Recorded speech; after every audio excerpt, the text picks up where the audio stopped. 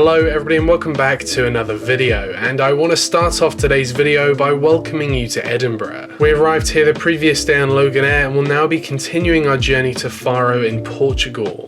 The government recently put out their green, amber and red map as a guide for whereabouts in the world you can travel to. Red and amber list countries are highly advised against, which leaves us with just the green list countries. This list is changing as time goes on, and after I flew to Portugal, that list changed and Portugal is no longer on the green list. As of May 2021, Australia, New Zealand, Singapore, Brunei, Israel, Ireland, Iceland, Portugal, and British overseas territories like Gibraltar and the Falkland Islands are all on the green list, but that doesn't mean that you can travel to all these places. All the green list means is that the British government are content with you travelling to these countries. But what it doesn't take into account is what those countries' government's restrictions and requirements are. For example, you can only enter Iceland if you've had both COVID vaccines. Portugal was one of a few countries you could travel to with no major backlash from either governments. British Airways are one of the only airlines at Edinburgh to still use manned check-in desks. But this would turn out to be really handy as all the paperwork for travelling internationally had to be checked here. And having an actual real human being there to help made it so much easier. After check-in was complete, I then headed through security into the main waiting area.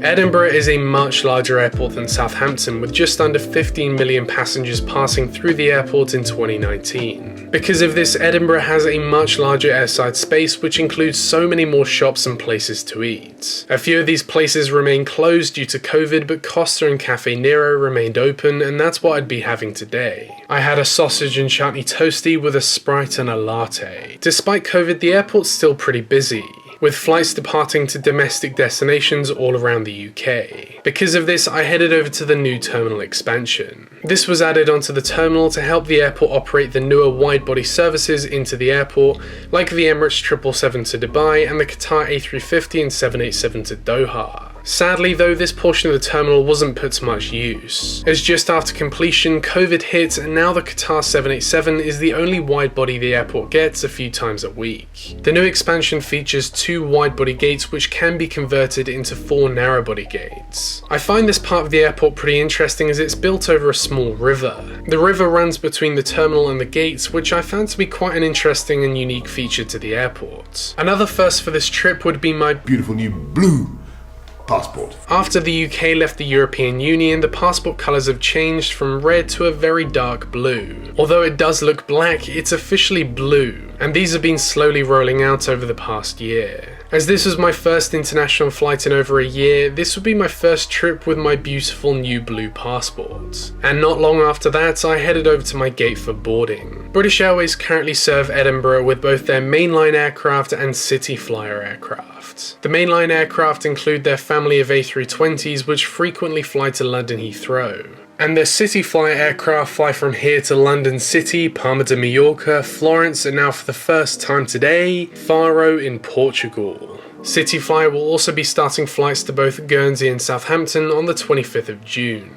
I then boarded our plane for today, which would be Golf Lima Charlie Yankee Lima. This is an 11-year-old Embraer 190 delivered to British Airways in 2010, and upon boarding I was extremely impressed with the quality of the cabin. In response to COVID, British Airways have partnered up with Dettol, which provide household cleaning solutions like bleaches and soaps in shops all around the UK. The cleanliness of the cabin today would not only be at the reputation of British Airways but also Dettol, and I have to say, it was nice. Before this, I had only ever flown one other E190. It was a JetBlue E190 from Boston to New York, and for cleanliness, that was the worst flight I had ever been on. However, the irony remains that my second ever E190 flight would be on board one of the cleanest aircraft I think I've ever been on. The seat of course featured a nicely sized tray table, a seatback pocket, and 81 centimeters of legroom, which is more than either British Airways or EasyJet will give you on their A320s at just 74 centimeters. Even the 777s in BA's fleet feature 79 centimeters of legroom,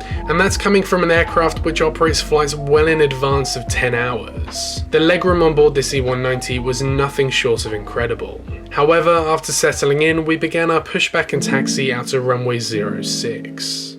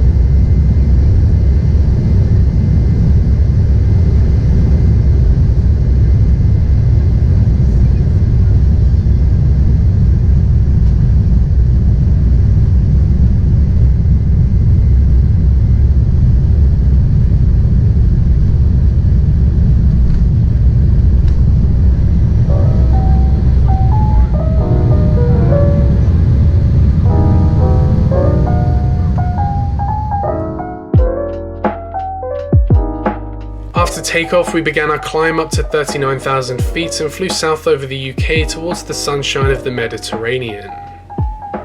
When the aircraft reaches cruising altitude, the business class cabin was then separated by this curtain. We were then handed a sanitary kit which included some hand gel and a sanitizing wipe to clean our tray tables before eating.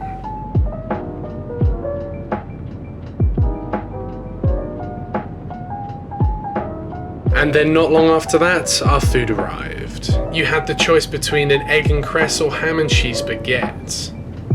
Shortly after that, the drinks came around and you could choose between a cold and hot beverage of your choice. I went for a Coke and a coffee. Naturally, there's no in-flight entertainment system on board this E190, but luckily I had some downloaded content from Netflix to watch.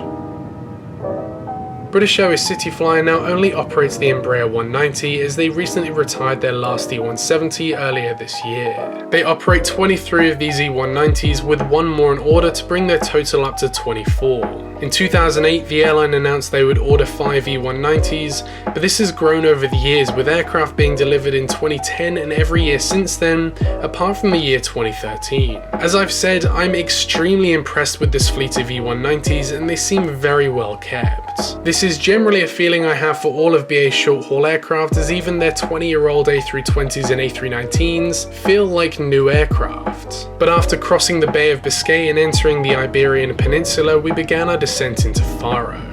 Today we'll be landing at Faro using runway 28.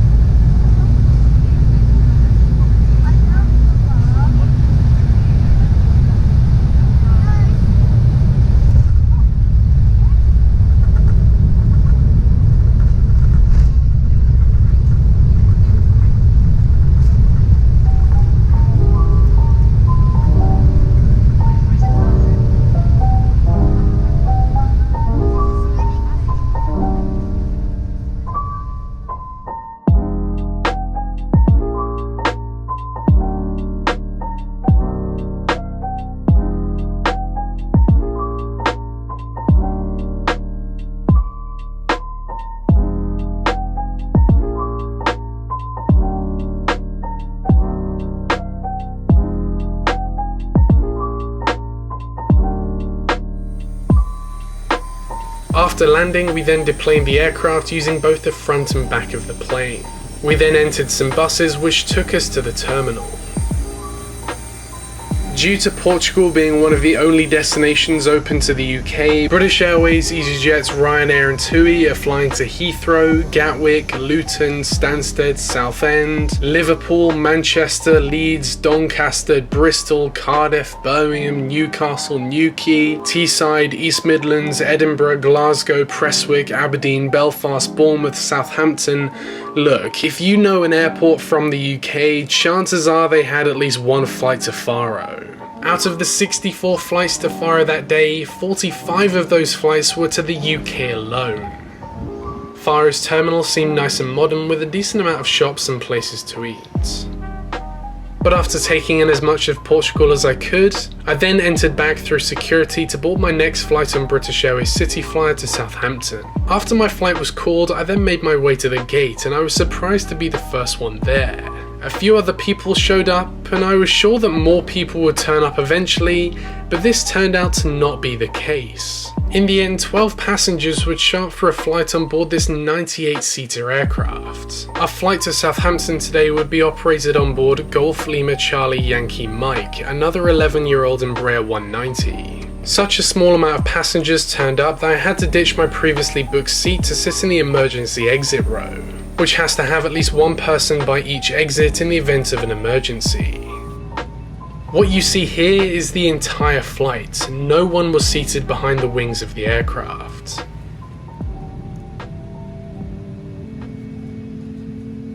My seat included an extra amount of legroom due to it being an emergency exit, a seat back pocket, and of course a tray table. But not long after that, we began our pushback and taxi out to runway 28.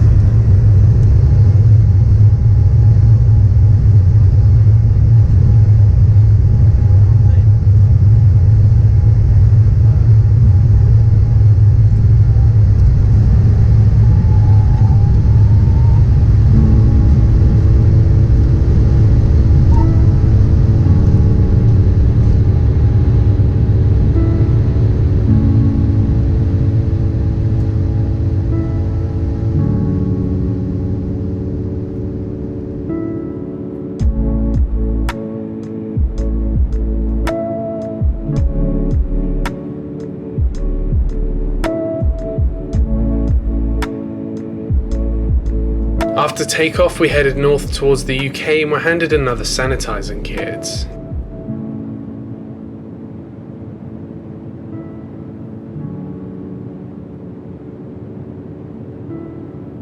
Then after that, the food came around and it was fairly different to the food served on the way down to Faro. We were first given a southern fried chicken wrap with a water, and then not long after that, a beverage of our choice along with a chocolate brownie.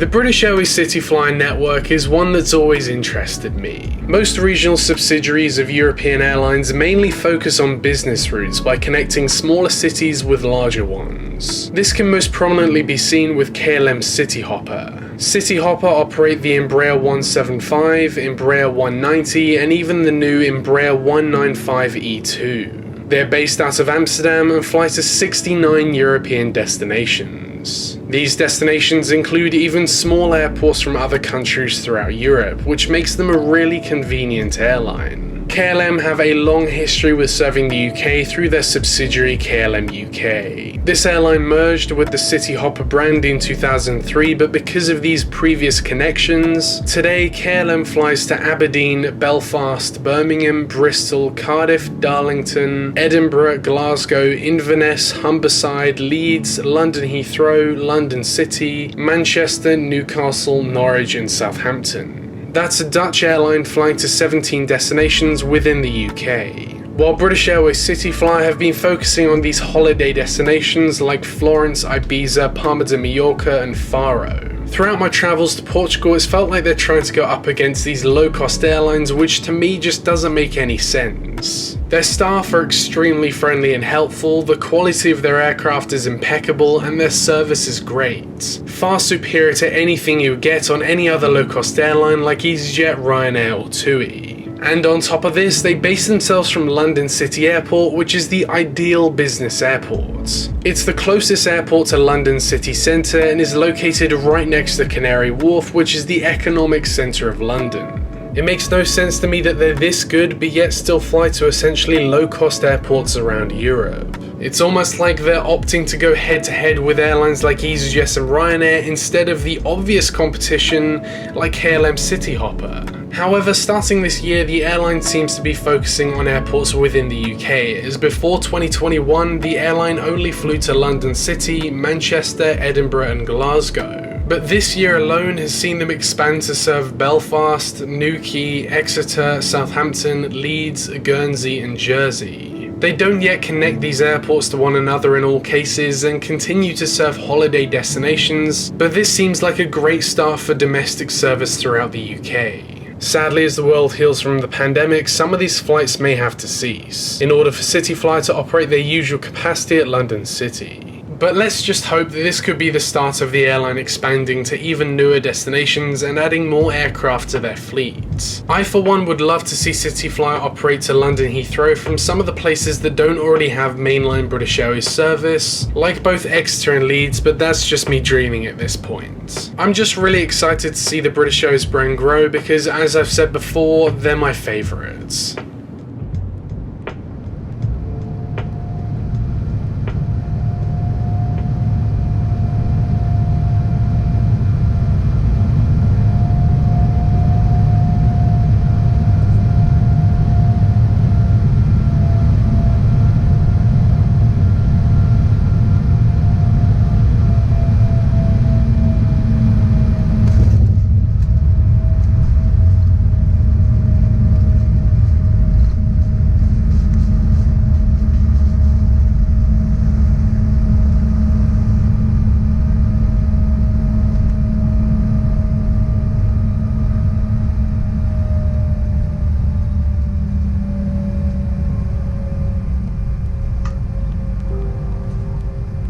And apart from that, I want to thank you very much for watching this video, and I will see you in the next one.